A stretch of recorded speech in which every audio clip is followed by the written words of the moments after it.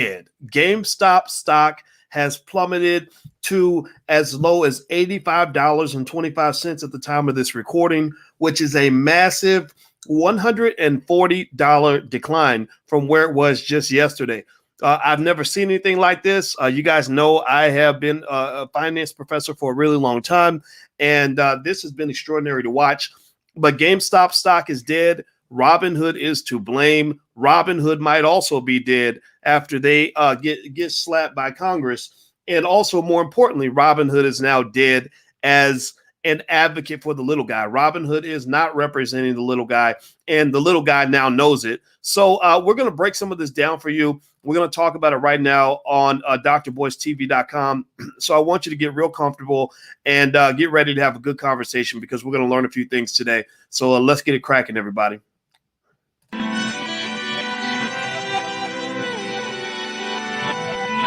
Here we are, clearing the isms, cataclysm great.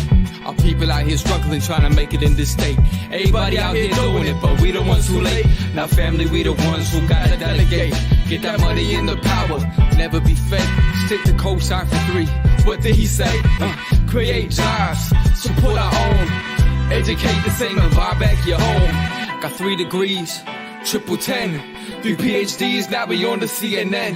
DBTV, let's talk about negligence. Ignorance is bliss, but we can turn it to intelligence. Believe none of what you hear, half of what you see. Let's break it down here on Dr. Boys TV. Here we are.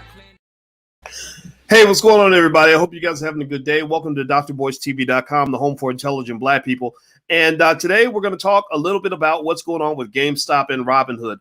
GameStop stock has died pretty much. It's dropped down to $85 a share. That's after trading for, if I'm not mistaken, as high as over $400 a share just a few days ago. This has turned into, folks, a major pump and dump. That's what it is. It was a pump and dump.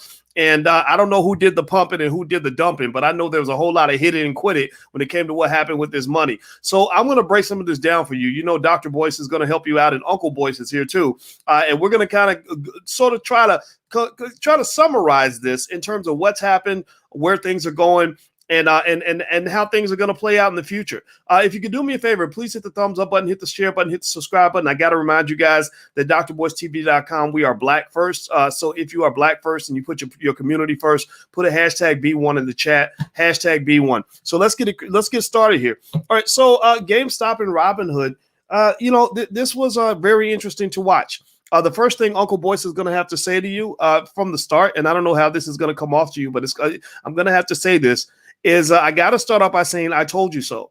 I told you so. If you go back and you watch a video I did about 5 days ago, I told you. Didn't Uncle Boyce tell you that this was going to end badly? Give me a yes or no in the chat if you've been watching the videos in my videos long enough to know that I told you.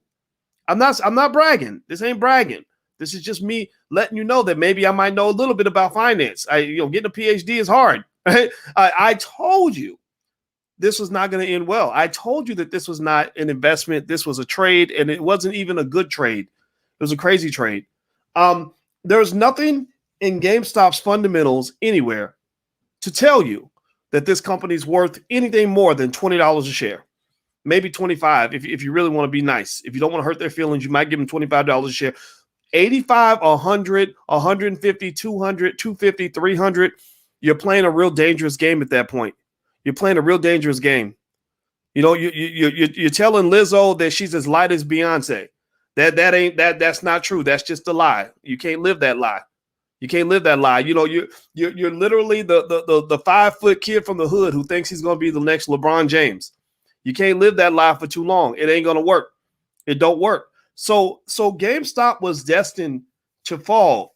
I think that the question at that point, though, the question that I had was, in this massive game, this multi-billion-dollar game of musical chairs, and that's what it is. It was a big game of musical chairs to say, who's going to be standing when the music stops? Because that person ain't going to get a chair. And my question was not whether or not GameStop was going to plummet.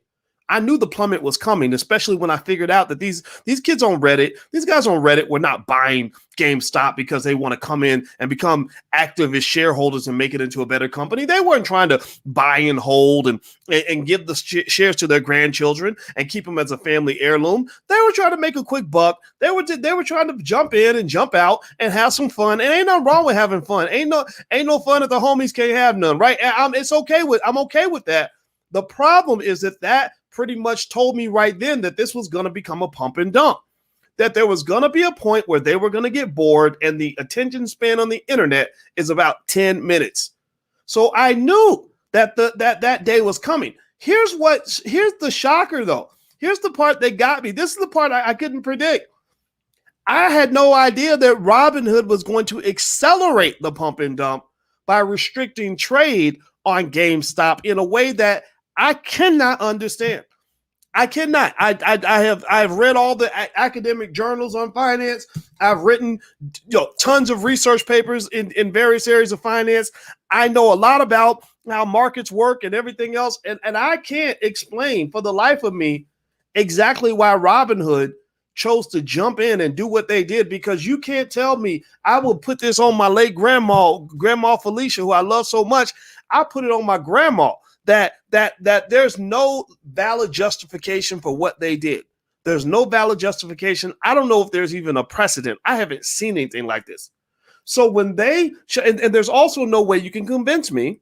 Again, I put this also on my grandma. Sorry, grandma, I love you, but you got to help me out on this. I put this also on my grandma that their decision to restrict trade is one of the factors that caused the stock to plummet.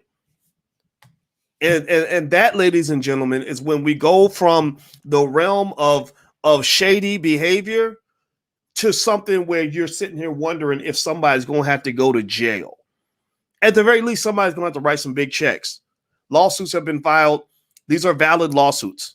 These are valid lawsuits, Black people. The suits being filed against Robinhood are quite valid in my view, because most of these Reddit dudes, these surfer dudes on Reddit, were all trading on Robinhood. So when you killed off the ability to buy the stock for all Robinhood investors, you pretty much gave that stock a death sentence. So I'm not so mad about the fact that the stock plummeted back to normal. Eventually, Cinderella's carriage does turn into a pumpkin. Eventually, pump and dumps eventually lead to the dump. You start with the pump and the dump is always coming, right? Eventually, the Incredible Hulk always shrinks back down to the size of a regular man. You know that's going to happen, but they gave the Hulk a drug that made him shrink down much faster than he would have shrank down otherwise. And that's the part that was incredibly problematic. That's the part that makes them appear to be co-conspirators in the great heist of the 21st century. The greatest economic heist of the 21st century took place in broad daylight. This was Set It Off 2.0 without Queen Latifah, without Jada Pinkett. This was some white boys on this version of Set It Off, because when I tell you that the fix was in, that there was a heist that took place right now, that was what I was seeing. Let me explain. Do me a favor, hit the thumbs up button. Please hit the thumbs up, share, and subscribe button. The reason that it was a heist is for this reason. I've told you guys 1,000 times, and a lot of y'all listening, so I'm not yelling at you. This is just the old Black man in me. Sometimes you just yell. Maybe your daddy yelled at you and stuff like that. It was because he loved you. I hope it was. Maybe he didn't love you, but I love you. So here's the deal. The stock market tends to be a zero-sum game. Trading is a zero-sum situation. When two traders go at it and they're both making predictions on which direction the stock is going to go that day or that week, one might be a bull, one might be a bear. The bull believes the price is going to go up. The bear believes the price is going to go down. That is what we in finance refer to as information dispersion. That means that's what creates trade. It's like the fact that in order to make a baby, you need a mommy and a daddy. You can't have two daddies and make a baby. Two mamas can try all they want, but they can't make a baby either, because you need a mommy and a daddy. So in order for a trade to occur, you tend to on average, need a little bit of information dispersion, meaning that you need two people that have two different perspectives on the same asset. So the bull and the bear get together, and the bull and the bear make the trade. Well, one of them is going to be wrong and one of them is going to be right. They can't both be right. If one is predicting the stock is going to go up today, the other one thinks it's going to go down. Well, the bull and the bear can't both be right. So at the end of the day, somebody wins. At the end of the day, you have what is pretty much what you might call a zero-sum game. A zero-sum game means that at the end of the day, either the bull is right or the bear is right. Well, if the bull is right, then the bull makes money. If the bear is right, then the bear makes money. Well, so let me break this down with GameStop. Stop. Here's the deal with GameStop. The market valuation of GameStop right now, as of this recording, is about $6.7 billion. That is the value of the company. If you were to take all the shares outstanding, multiply by $85 a share, you would get $6.7 billion. Previously, GameStop hit a high of roughly $450 or $460 or something ridiculous like that. I don't remember exactly what the number was, but I know it was way too high. And so basically, in this amount of time, since GameStop has hit its high, about $15 to $17 billion in wealth appeared to disappear. And I say appeared to disappear because it didn't really disappear. It didn't go away. It didn't go to an alternative universe. That market value that was in GameStop stock. I can't say that right. GameStop stock. There we go. That wealth that magically appeared in the pump and dump with GameStop stock, that wealth is in somebody's pocket. Like the bulls and the bears got together, the traders got together, and money exchanged hands. Some of it was originally lost by the billionaire hedge fund managers. They talked about how the billionaire hedge fund managers lost a combined total of about $12 billion or something crazy from the Redditors. But remember, when that stock hit its peak, the reason it went to 4 something is because people were still buying at that point. And this is the danger of the pump and dump. This is why I told y'all to be careful if you decide to play with this fire, because the danger of the pump and dump is that the insiders tend to do okay, but it's the outsiders who get burned in this game of musical chairs. So the reason that stock hit $480 or $460 or whatever that number was when it hit its peak is because somebody showed up to the market and said, I'll buy that stock for that insanely, ridiculously high price. And let me tell you this, I'm going to tell you this right now. The people that were buying at that price were not the insiders. The people buying at that price were not the billionaires. The people buying at that price were not the hedge fund managers who went to Harvard. The people buying at that price were not the people who did the analysis and knew that GameStop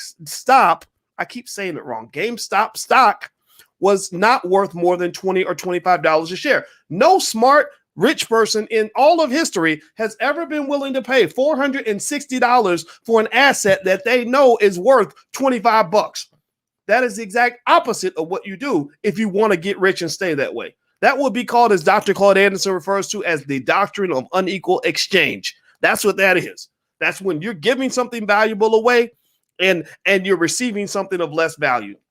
So this is why Congress should be getting involved. This is why Congress needs to investigate the hell out of Robinhood. But here's the thing. Your politicians are liars. They're corrupt, dirty liars who are owned by the corporations. So you have to take their investigation with a grain of salt. But the reason Congress should at least hold a hearing on this in Robinhood is because that $15 billion in wealth that appeared to disappear, that came out of the pockets of regular people. That came out of the pockets of, maybe some 25-year-olds who around the country who wanted to jump in on the Reddit rebellion and start buying the stock because they kept thinking it's going to go up. That came out of the pockets of the people who were fooled into believing the forums when they said that GameStop to 1,000, dude. GameStop's going to 1,000, but well, let me just tell you something. Part of that pump and dump, I bet you every nickel in my bank account that a lot of those people leading that rebellion were selling their stock before that whole house burned down. They're not selling their shares at $85 a share. They probably got out about $2.99. When they started seeing which way the wind was blowing, that's when they exited the building. So the people who got burned up were the people who showed up late. Because in order for the price to have hit the peak that it hit earlier, somebody had to be buying at that price. And those are the people that securities laws are supposed to protect. They were not protected. This was a travesty. This was ridiculous.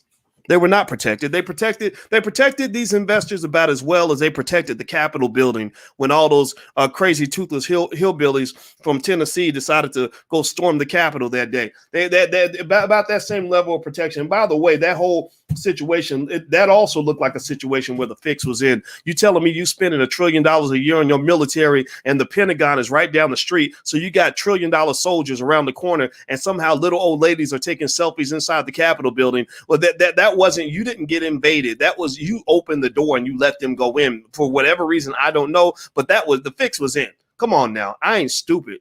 So they defended the investor the same at the same level that they defended that Capitol building the day all the toothless rednecks decided to break in and tell you that they wanted Donald Trump to be the president.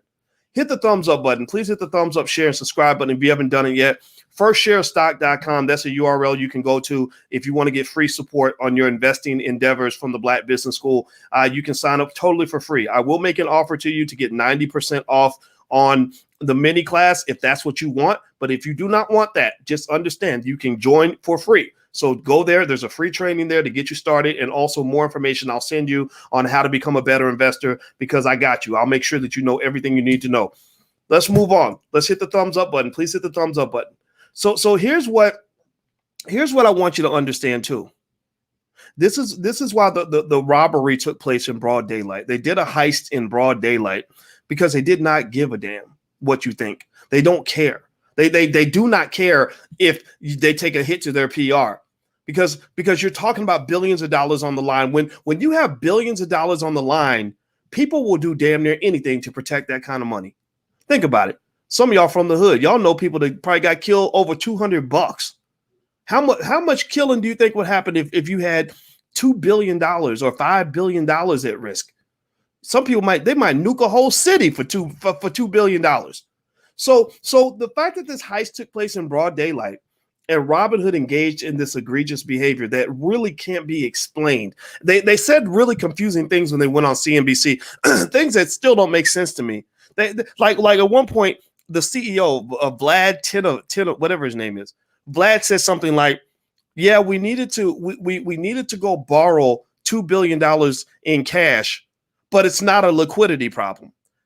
And that didn't make any sense to me, because when you need to go borrow $2 billion in cash, then that means you have a liquidity issue, right? He said we don't have a liquidity issue, but we needed to go borrow liquidity. So I don't understand. So you're telling me that you had to go borrow $2 billion or whatever the number was, but you didn't have a liquidity issue. Well, that statement is contradicted by your actions. That's like me saying, I just took a big dump in the bathroom, but I didn't actually have to go. I didn't have to use the bathroom, but the bathroom's smelling pretty bad because I was in there like releasing my bowels. Like, that doesn't make any sense. It doesn't, like, I'm not hungry, but I just ate an entire cheesecake, right? But it's not a hunger issue. I just ate the cheesecake. And I don't understand. What are you talking about? That doesn't make any sense.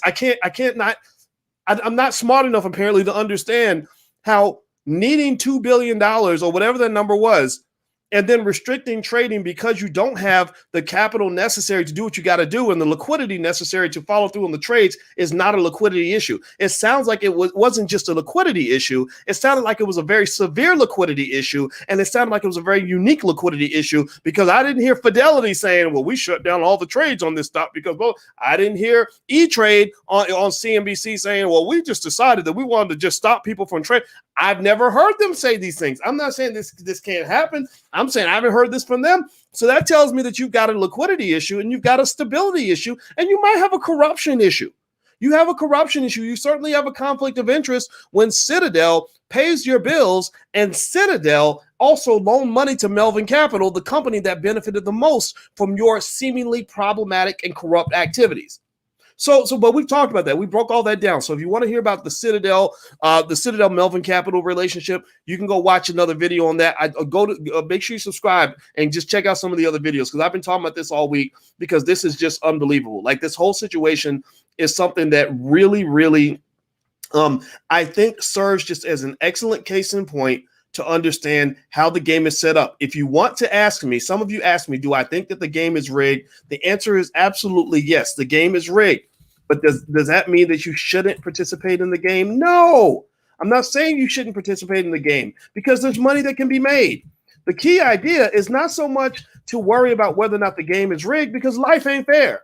You know, my daddy taught me that when I was young, so maybe that's why I got lucky. I don't know, but I never went into life expecting life to be fair. So is the game rigged? It's absolutely rigged. But if you find out the game is rigged, that's when you go find out, well, what are the rules and which direction is it rigged in? Because people who are smart about making money know how to figure out which way the wind is blowing and which way the game is rigged, so they can get on the side that's going to rig in their favor.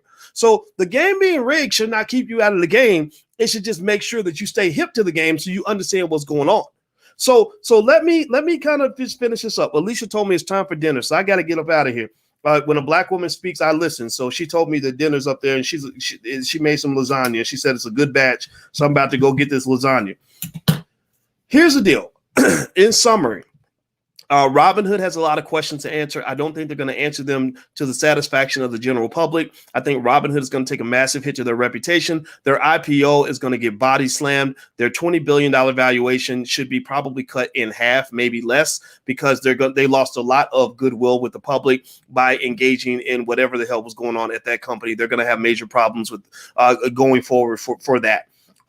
Number two, I think that this is also an opportunity for those of you who are into cutting edge technology to look into the DeFi, the decentralization of finance that's occurring within the crypto market, because that's going to be the wave of the future. This whole situation is pushing millions of people in that direction, particularly young people who are not afraid of a computer, who are not afraid of change, who are not afraid of things being a little bit different, who are also a little bit sick and tired of the old boys network. I think that's a wonderful thing for the future, because the deregulation or the decentralization of finance is good for the world. There's a whole DeFi market occurring right now in crypto, which is why I think that you may want to take a look at some of the great investments that exist within crypto. The crypto market has been taking off the last few days, largely because of what's going on with this craziness in the stock market. If you want to see my crypto portfolio, feel free. You can go to drboyscrypto.com. I have a screenshot of all the crypto I own. You can feel free to take a look at what I bought. If you want to go and jump in, it's up to you. The last piece is that, this was a pump and dump that was as clear as day. There's nobody that understands anything about finance who did not see and understand that this was going to end badly and with a lot of people being hurt. If you made money, I congratulate you, but I reiterate to you that there's a difference between trading and investing. There's a difference between participating in a one-off situation where you're talking about one stock in one company versus investing in a diversified portfolio over a long period of time. The first method is very similar to gambling. The second method is how you build family wealth and you build a legacy that's going to last long after you're gone. So after this is over, just dust off, move forward, invest the right way. And then if you want to jump in and have some fun, do it. But make sure you don't mistake that participation in this Reddit chaos with actual investing. That's very different things. So I hope that we get each other. I hope we understand each other. And I'm going to tell you what, Robinhood, no matter what they say to Congress, no matter what Congress does, that still won't be enough, because believe me, for every little thing they tell you, there's 100 things happening that they'll never tell you. And also never forget that your politicians are in bed with the corporations. So whatever punishment and penalty they come up with in this situation, it'll probably be a slap on the wrist.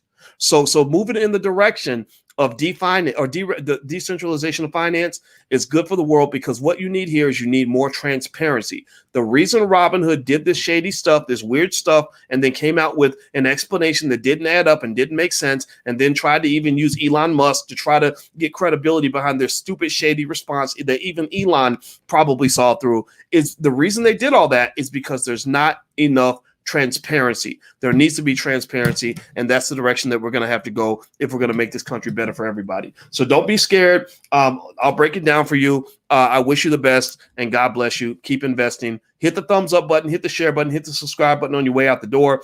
And also make sure, feel free, like I said, you can go to drboyscrypto.com if you want to see my crypto portfolio, and also subscribe to financialjuneteenth.tv.com. That's a YouTube channel where we break down financial analysis from a Black perspective every single day of the week. So God bless you. Have a good night. I'll see you soon. Peace.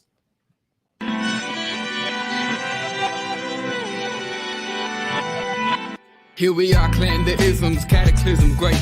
Our people out here struggling, trying to make it in this state. Everybody out here doing it, but we the ones who late. Now family, we the ones who gotta delegate. Get that money in the power, never be fake. Stick to cosign for 3. What did he say? Create jobs, support our own. Educate the same and buy back your home. Got 3 degrees, triple 10. 3 PhDs, now we on the CNN. DBTV, let's talk about negligence. Ignorance is bliss, but we can turn it to intelligence. Believe none of what you hear, half of what you see. Let's break it down here on Dr. Boys TV. Here we are.